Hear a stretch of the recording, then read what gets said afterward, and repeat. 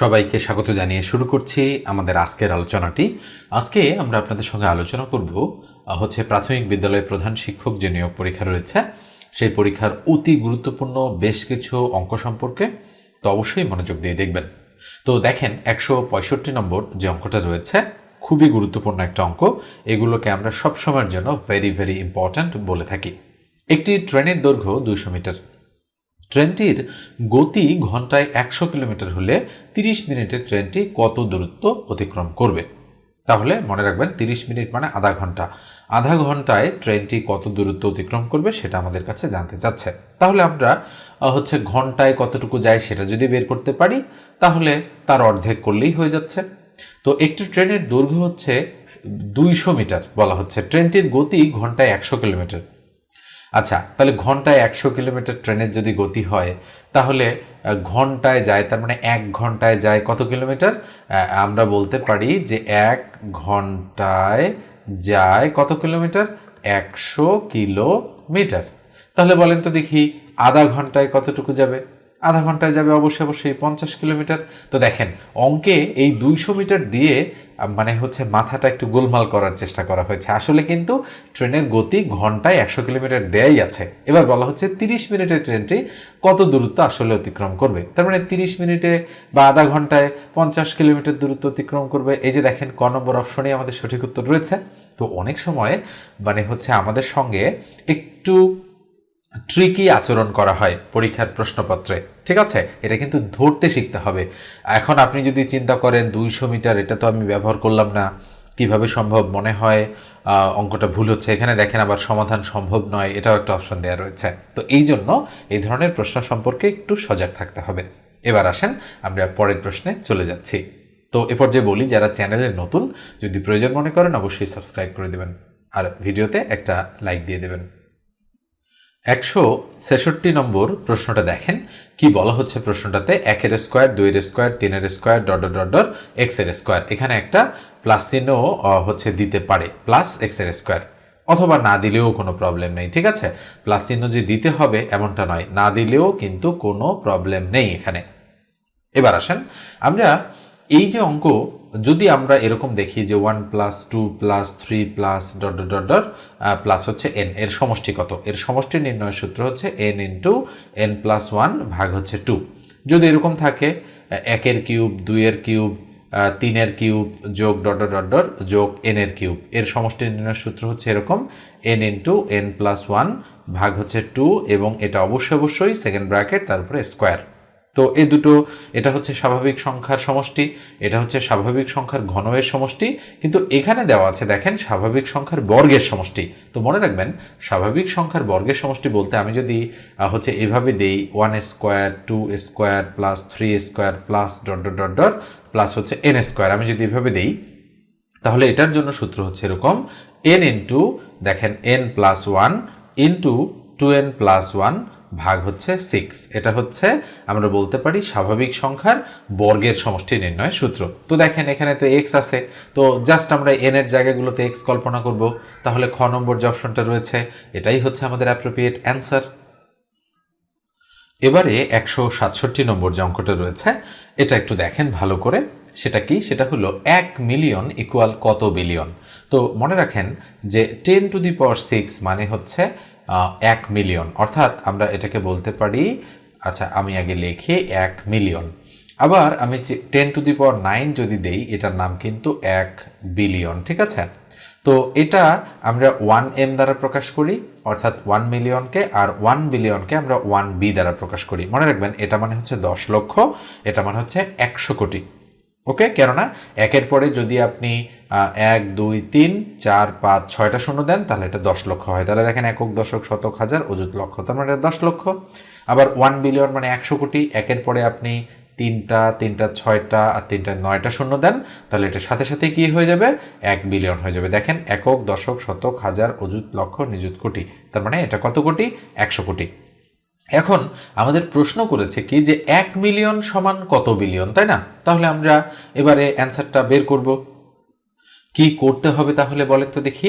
আমাদের হচ্ছে কত বিলিয়ন যেহেতু বলেছে, তার মানে আমাদের 1 মিলিয়নে কত বিলিয়ন, এখানে কিন্তু আসলে ছোট একক থেকে বড় এককে এসেছে, অর্থাৎ আমরা 1 মিলিয়নকে 1 বিলিয়ন দ্বারা ভাগ করলে যেটা হবে সেটাই আমাদের কাঙ্ক্ষিত সঠিক উত্তর হবে। তাহলে একের পরে কয়টা, 3, 3-এর 6টা শূন্য, আর নিচে একের পরে কয়টা শূন্য, 3, 3-এর 6 আর 3-এ 9টা। ঠিক আছে, এই জিনিসটা অনেকে আপনারা বুঝতে পারেন না যে আসলে কেন হচ্ছে আমি ছোটটাকে উপরে আর বড়টাকে নিচে দিলাম, কেননা বলা হচ্ছে 1 মিলিয়ন মানে কত বিলিয়ন, অর্থাৎ 1 মিলিয়ন মানে অবশ্যই কম বিলিয়ন হবে, আর কম মানে এটা দ্বারা ভাগ। তাহলে 3 শূন্য 3 শূন্য ক্রস, আবার এই 3 শূন্য 3 শূন্য ক্রস, তাহলে উপরে 1 তার নিচে 1000। তাহলে বলেন তো 1 ভাগ কত, 1000 মানে কি, তাহলে 1000 দ্বারা 1কে আমি ভাগ করব, দশমিক দিয়ে একটা শূন্য ভাগ যায় না, শূন্য দিয়ে একটা শূন্য ভাগ যায় না, আর একটা শূন্য দিয়ে একটা শূন্য, এবার ভাগ যাচ্ছে, 1000 1 কত, 1000 আমরা বলতে পারি। তাহলে 0.001 অর্থাৎ 0.001 এটা হচ্ছে আমাদের সঠিক উত্তর। তাহলে দেখেন ক নম্বর অপশনে রয়েছে। অঙ্কটা কিন্তু ভেরি ভেরি ইম্পর্ট্যান্ট টাইপ, মানে মিলিয়ন বিলিয়নের প্রশ্ন একটা আসার সমূহ সম্ভাবনা রয়েছে আপনাদের। এবারে এটা দেখেন, 1 হতে 20 পর্যন্ত সংখ্যাগুলোর যোগফল কত। খুবই সহজ একটা প্রশ্ন। আমি কি বললাম একটু আগে, কিন্তু আমি বলেছি 1 যোগ 2 যোগ 3 যোগ ডট ডট ডট ডট যোগ হচ্ছে 20। এটা স্বাভাবিক সংখ্যার কিসের সমষ্টি, মানে স্বাভাবিক সংখ্যার সমষ্টি। সূত্র কি, সূত্র হচ্ছে n ইন্টু n প্লাস 1 ভাগ হচ্ছে 2, এটা অর্থাৎ এস মানে সমষ্টি, সমষ্টি কল এটা। এন কি, এন হচ্ছে এখানে কতগুলো পদ আছে সেটা। তাহলে 1 থেকে 20 পর্যন্ত মোট 20টা পদ আছে, তাহলে আমরা বলতে পারি এন এর মান 20। তাহলে এখানে হবে 20 প্লাস 1 ভাগ হচ্ছে 2, তাহলে 20 গুণন 20 আর 1 21 ভাগ হচ্ছে 2। কাটাকাটি যদি করি 10 দুগুণ 20, তাহলে 10 আর 21 যদি আমরা গুণ করি 21 10 210। এই যে দেখেন মুহূর্তের মধ্যেই আমরা অ্যান্সারটা কিন্তু বের করে ফেলতে পারবো। আরও সহজ বুদ্ধি রয়েছে, কিন্তু আসলে এইটা জানলে আপনি রিটেন এবং এমসিকিউ দুই পরীক্ষাতেই অ্যান্সার করতে পারবেন। এটাই মূলত লিখিত, এটাই মূলত শর্টকাট ধরেন এই অঙ্কটা। ঠিক আছে, এবার আমি পরেরটাতে যাচ্ছি। 169 নম্বর অঙ্কটা দেখেন, 12টি বই থেকে 5টি বই কত প্রকারে বাছাই করা যায় যেখানে 2টি বই সর্বদাই অন্তর্ভুক্ত থাকবে। খুবই সুন্দর একটা অঙ্ক এটা। তো যেহেতু এখানে বাছাই করার কথা বলা হচ্ছে, সেক্ষেত্রে আমাদের এটা কম্বিনেশনের অঙ্ক, বা কম্বিনেশন দিয়ে আমাদের অঙ্কটা করতে হবে। কম্বিনেশনের সূত্রটা যদি জানা না থাকে, NCR। তো NCR মানে কি, NCR মানে হচ্ছে n ফ্যাক্টোরিয়াল, তার নিচে r factorial into n minus r, তার সাথে ফ্যাক্টোরিয়াল। ওকে, এটা এভাবে ব্যবহার। তো দেখেন যদি আমি বলি 5 ফ্যাক্টোরিয়াল, তার মানে কিন্তু 5 গুণন 4 গুণন 3 গুণন 2 গুণন 1 সিরিয়ালি, তাহলে 4 5 20, 3 20 60, 60 2 120 হবে। তো এইভাবেই ক্যালকুলেশন করতে হয়, ফ্যাক্টোরিয়াল বলা হয় এই চিহ্নটাকে। তো আমরা 12টা বই যেহেতু আছে 12টা নিলাম, 5টা বই কত প্রকারে, তাহলে 12টা থেকে 5টা, কিন্তু বলা হচ্ছে 2টা বই সর্বদাই অন্তর্ভুক্ত থাকবে। তো এই 2 কি করব আমরা, যেহেতু 2টা বই সর্বদাই অন্তর্ভুক্ত থাকবে, তাহলে এখান থেকে 2 মাইনাস করব, এটা 10, এখান থেকে 2 মাইনাস করব, এটা হচ্ছে 3।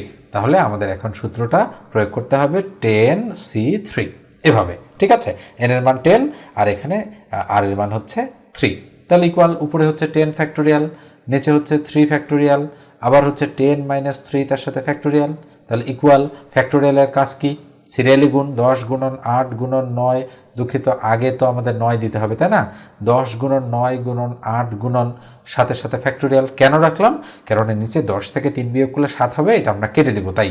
আর 3 ফ্যাক্টোরিয়াল মানে 3 গুণন 2 গুণন 1, আর গুণন 10 থেকে 3 গেলে 7, তার সাথে এই ফ্যাক্টোরিয়ালটা দিয়ে দিলাম।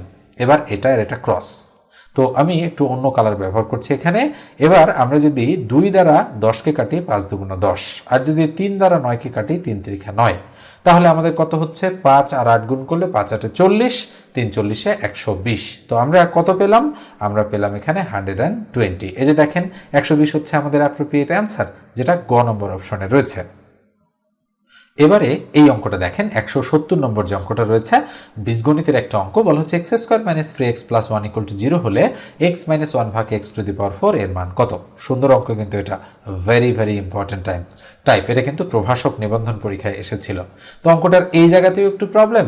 আবার এখানে যদি আমি অনুসিদ্ধান্ত প্রয়োগ করতে চাই, তাহলে এখানে স্কোয়ার থাকলে আমাদের জন্য সুবিধা হয়, কিন্তু এখানে 2⁴ আছে, মানে দুই জায়গাতেই প্রবলেম। তো আমরা কি লিখবো অঙ্কটার ক্ষেত্রে, আমরা লিখবো যে দেওয়া আছে x² - 3x + 1 = 0। তাহলে আমরা এই আদলে একটু বানায় নেওয়ার চেষ্টা করবো এটাকে। তাহলে x square plus 1 equal to এই 3x এদিকে গেলে প্লাস 3x হয়ে যাচ্ছে, মাইনাসটা এদিকে আসলে প্লাস হয়, তাহলে বা এক্স স্কোয়ার প্লাস 1 এই এক্স ইন্টু আকারে আছে, এদিকে এসে ভাগ হয়ে যাবে, তাহলে ভাগ এক্স ইকুয়াল টু 3। ইচ্ছা করি কিন্তু আমি এক্সকে দিয়ে দিলাম এদিকে, তাহলে বা এক্স স্কোয়ার তার নিচে এক্স প্লাস 1 তার নিচে এক্স ইকুয়াল টু 3, অর্থাৎ এই এক্সটা ডিস্ট্রিবিউট করে দিলাম আমরা দুইটার নিচেই, তাহলে এটা দ্বারা এটাকে কাটলে এক্স, তাহলে বা এক্স প্লাস 1 ভাগ এক্স ইকুয়াল টু কত হবে 3। দেখেন আমরা কিন্তু অলরেডি সুন্দরভাবে এক্স প্লাস 1 ভাগ এক্স এর মান বের করে ফেলেছি। এবারে আমরা এটাকে সাজাবো, অর্থাৎ ডান দিকে যে জিনিসটা আছে এই জিনিসটা এটাকে আমরা সাজাবো। তো এটা মানে কি, এটা মানে হচ্ছে এক্স মাইনাস 1 ভাগ এক্স, তার উপর আমি একবার স্কোয়ার করে দিলাম ব্র্যাকেট দিয়ে, তার উপর আমি হোল স্কোয়ার করে দিলাম। কেন করলাম এটা? কেননা টু দি পাওয়ার 4 এর তো সরাসরি কোনো অনুসিদ্ধান্ত আমি জানি না, তাই না? এই জন্য কিন্তু এই কাজটা আমরা করলাম। ভিতরে এ মাইনাস বি হোল স্কোয়ারের সূত্র, তাহলে যেহেতু প্লাসের ভ্যালু আছে এখানে, তাহলে এ প্লাস বি তার উপর হোল স্কোয়ার মাইনাস হচ্ছে 4ab, তাহলে 4 ইন্টু এক্স ইন্টু 1 ভাগ এক্স। এখানে আমরা 4ab হচ্ছে সূত্রটা অ্যাপ্লাই করে দিলাম। 4ab মানে হচ্ছে A minus B whole square. দেখেন A minus B whole square যদি আমি অনুসিদ্ধান্ত প্রয়োগ করি এটা হয় A plus B whole square minus 4ab। এখন যদি 4ab কখন হয় 2ab কখন হয় এটা যদি আপনি না বোঝেন তাহলে তো মুশকিল, এই জন্য এগুলো একটু শিখতে হবে আপনাকে। তাহলে ব্র্যাকেট ক্লোজ করে দিয়ে এই স্কোয়ারটা আমরা বাইরে দিয়ে দিলাম। তাহলে এটার ভ্যালু কত? এটার ভ্যালু হচ্ছে আমাদের দেখেন এই যে 3 বের করেছি, তাহলে 3-এর উপরে স্কোয়ার করলাম মাইনাস এটা কাটা 4 একে 4, সেকেন্ড ব্র্যাকেট দিয়ে তার উপর আমি হোল স্কোয়ার করে দিলাম। তাহলে 3 3 9 থেকে 5 বাদ দিলে 9 থেকে 4 বাদ দিলে থাকবে 5, 5-এর উপর কি করব হোল স্কোয়ার, তাহলে 5 5-এ কত 25। এই যে দেখেন গ নম্বর অপশনেই আমাদের কিন্তু সঠিক উত্তরটা রয়েছে। এবার এটা মুছে দিচ্ছি, মুছে দিয়ে আমরা নেক্সট অঙ্কে সরাসরি চলে যাচ্ছি। 171 নম্বরটা দেখেন এ ইনভার্স উপরে মানে A to the power -3 equal to 0.2 হলে এ টু দি পাওয়ার 12 এর মান কত? আমাদের কিন্তু বলেছে এ টু দি পাওয়ার 12 এর মান কত, এটা কিন্তু একটু মাথায় রাখতে হবে আমাদের। আর আমাদের এখানে দেওয়া আছে এই জিনিসটা, তো আমরা হচ্ছে সরাসরি লিখব যে দেওয়া আছে এ ইনভার্স ইকুয়াল টু 0.2। তো 0.2কে যদি আমি এটা দশমিক তুলে দেই, এখানে একটা 1 আর 2 এর জন্য একটা 0, অর্থাৎ এক ঘরের জন্য একটা 0, তাহলে আমি এটাকে এ ইনভার্স ইকুয়াল টু 2 ভাগ 10 কিন্তু লিখতেই পারি, অস্বাভাবিক কিছু না। তো এবার আসেন আমরা করব কি এই ইনভার্সটা একটু ক্যালকুলেশন করব।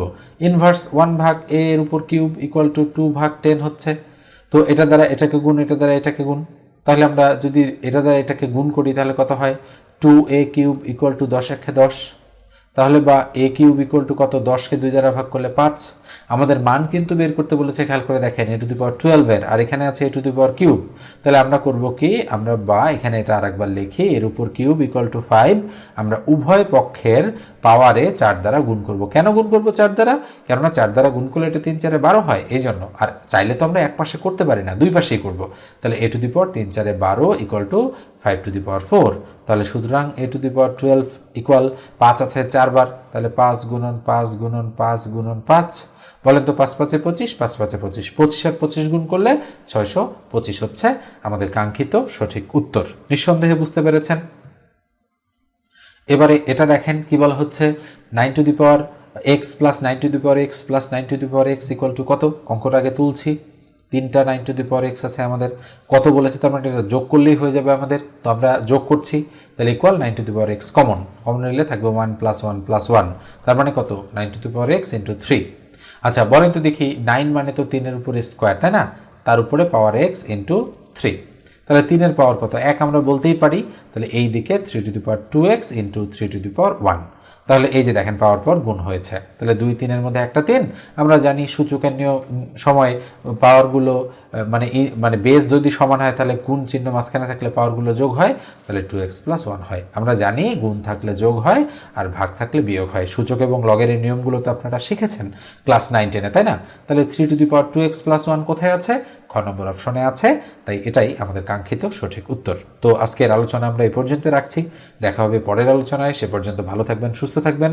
আর প্রাইমারি প্রধান শিক্ষক নিয়োগ পরীক্ষার জন্য যদি আপনি সাজেশন নিতে চান আমার কাছে, তাহলে অবশ্যই 01642702760 এই নম্বরে হোয়াটসঅ্যাপে টেক্সট দিয়ে যোগাযোগ করবেন। সাজেশনের ফি হচ্ছে 70 টাকা এবং এটা পিডিএফ একটা সাজেশন, বাংলা, ইংরেজি, সাধারণ জ্ঞান, গণিত, তথ্য প্রযুক্তি, সাধারণ বিজ্ঞান সবগুলোই সাজেশনের মধ্যে অন্তর্ভুক্ত রয়েছে। ওকে, তো এতক্ষণ মনোযোগ সহকারে যারা দেখেছেন আবারও ধন্যবাদ জানাচ্ছি। ভালো থাকবেন।